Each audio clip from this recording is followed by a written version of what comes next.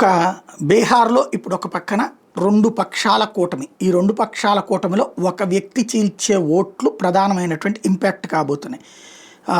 ఎక్కడైతే ఒకవైపునేమో భారతీయ జనతా పార్టీ, అలాగే అది ఫస్ట్ ప్లేస్లో ఉంది. రెండో ప్లేస్లో జేడీయూ ఉంది, నితీష్ కుమార్. మూడో ప్లేస్లో చిరాగ్ పాస్వాన్ వాళ్ళ పార్టీ ఉంది. ఆ తర్వాత అటు పక్కన చూసుకుంటే లాలూ ప్రసాద్ యాదవ్ వాళ్ళ పార్టీ ఆర్జేడీ నెంబర్ 1 ఉంది, కాంగ్రెస్ నెంబర్ 2గా ఉంది. మిగతాది వచ్చేటప్పటికి దాంట్లో జాయిన్ అవ్వడానికి సిద్ధపడుతున్నటువంటి కమ్యూనిస్టులు ఉన్నారు.